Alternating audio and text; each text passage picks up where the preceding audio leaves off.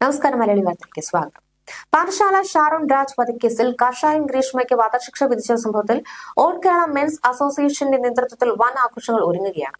പടക്കം പൊട്ടിച്ചും പാലഭിഷേകം നടത്തിയും ആഘോഷമാക്കാനാണ് all Kerala men's association തീരുമാനിച്ചിരിക്കുന്നത്. ഇതൊരു ഭാഗത്ത് നടക്കുമ്പോൾ ഗ്രീഷ്മയ്ക്ക് വധശിക്ഷ വിധിച്ചത് ശരിയോ തെറ്റോ എന്നതിൽ ചർച്ചകൾ മറുഭാഗത്തും പുരോഗമിക്കുകയാണ്.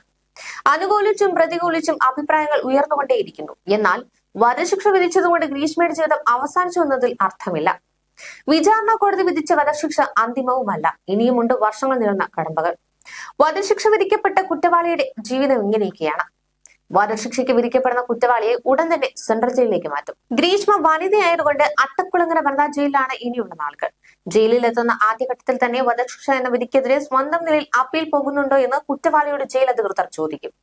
സ്വന്തം നിലയിൽ പോകുന്നുണ്ട് എങ്കിൽ അങ്ങനെയാവാം. അതല്ല, സ്വന്തമായി അപ്പീൽ നൽകാൻ കഴിവില്ലെങ്കിൽ ജയിലിൽ വകുപ്പ് തന്നെ ലീഗൽ സർവീസ് അതോറിറ്റി വഴി അപ്പീലിനുള്ള സൗകര്യങ്ങൾ ഒരുക്കും. ഏറ്റവും ആദ്യം അപ്പീൽ നൽകേണ്ടത് ഹൈക്കോടതിയിലാണ്.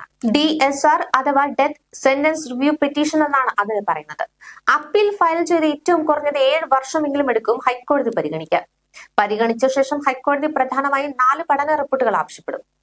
1. പ്രതിയുടെ കുടുംബ സാമൂഹിക സാഹചര്യം, വധശിക്ഷ നടപ്പാക്കിയാൽ കുടുംബത്തിലുണ്ടാകുന്ന ആഘാതം, ഇവയെല്ലാം വിശദമായി പഠിച്ച് സാമൂഹ്യ നീതി വകുപ്പ് റിപ്പോർട്ട് നൽകണം. 2. കുറ്റവാളിയുടെ ജയിലിലെ സ്വഭാവം, പശ്ചാത്താപത്തിനും തിരുത്തലിനുമുള്ള സാഹചര്യമുണ്ടോ എന്ന് വിശദമായി പരിശോധിച്ച് ജയിൽ വകുപ്പ് റിപ്പോർട്ട് നൽകണം. 3. കുറ്റവാളിയെ നിശ്ചിത ഇടവേളകളിൽ പരിശോധിച്ച് പ്രത്യേക മെഡിക്കൽ സംഘം ആരോഗ്യ മാനസിക നിലയെക്കുറിച്ച് റിപ്പോർട്ട് നൽകണം. 4. ഡൽഹി കേന്ദ്രീകരിച്ചുള്ള പ്രോജക്ട് 39 എന്ന ഏജൻസിയോടും റിപ്പോർട്ട് ആവശ്യപ്പെടും. ഈ റിപ്പോർട്ടുകളും അപൂർവങ്ങളിൽ അപൂർവമാണ് കേസെന്ന് ഉറപ്പിക്കുമോ എന്നുള്ള നിയമവശവും പരിഗണിച്ചായിരിക്കും ഹൈക്കോടതി വധശിക്ഷ ശരിവെക്കണോ വേണ്ടയോ എന്ന് തീരുമാനിക്കുക. ഹൈക്കോടതി വധശിക്ഷ ശരിവെച്ചതുകൊണ്ടും നടപടി അവസാനിക്കില്ല. കുറ്റവാളിക്ക് ഹൈക്കോടതി തീരുമാനത്തിനെതിരെ സുപ്രീം കോടതിയെ സമീപിക്കാം. സുപ്രീം കോടതി തീരുമാനം എതിരായാൽ ഗവർണർക്കും, ഗവർണർ കഴിഞ്ഞാൽ രാഷ്ട്രപതിക്കും ദയാഹർജി നൽകാം. രാഷ്ട്രപതിയും ദയാഹർജി തള്ളിയാൽ അതിനെതിരെ തിരുത്തൽ ഹർജിയുമായി വീണ്ടും സുപ്രീം കോടതിയെ സമീപിക്കാം. അവിടെയും വധശിക്ഷ ശരിവെച്ചാൽ മാത്രമേ വധശിക്ഷയ്ക്ക് അന്തിമ അംഗീകാരമാകൂ.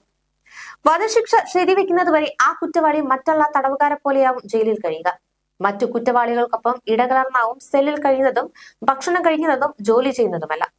എന്നാൽ ശിക്ഷ ശരിവെക്കുന്നതോടെ ഈ പരിഗണന അവസാനിക്കും. വധശിക്ഷയ്ക്ക് വിധിച്ചവരെ മാത്രം താമസിപ്പിക്കുന്ന ഏകാന്ത തടവറയിലേക്ക് മാറ്റും.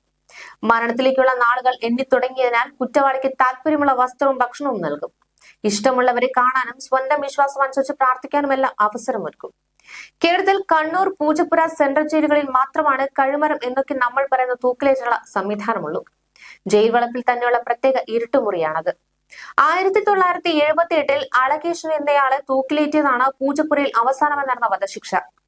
1991 ജൂലൈ 6 റിപ്പർ ചന്ദ്രൻ എന്ന കൊലപാതകയെ കണ്ണൂരിൽ വെച്ച് തൂക്കിലേറ്റിയ ശേഷം അത് ഉപയോഗിച്ചിട്ടേയില്ല. തൂക്കുമരവും സംവിധാനങ്ങളും ഒക്കെ ഉണ്ടെങ്കിലും ആരാച്ചാർ അല്ലെങ്കിൽ തൂക്കിക്കൊല്ലുന്നയാൾ എന്നൊരു വിഭാഗമോ തസ്തികയോ ഇന്ന് ജയിൽ വകുപ്പിലില്ല. പക്ഷെ ഒരാളുടെ വധശിക്ഷ ശരിവെച്ചു കഴിഞ്ഞാൽ ജയിൽ ജീവനക്കാർക്ക് വേണമെങ്കിൽ ആരാച്ചാറിന് ജോലി ചെയ്യാൻ സാധിക്കും.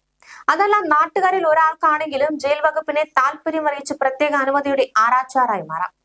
അങ്ങനെ ആര് ആരാച്ചാരായാലും 2 ലക്ഷം രൂപയാണ് സർക്കാർ അവർക്ക് പാരിതോഷികം നൽകുന്നത്. ന്യൂസ് ഡെസ്ക്, മലയാളി വാർത്ത.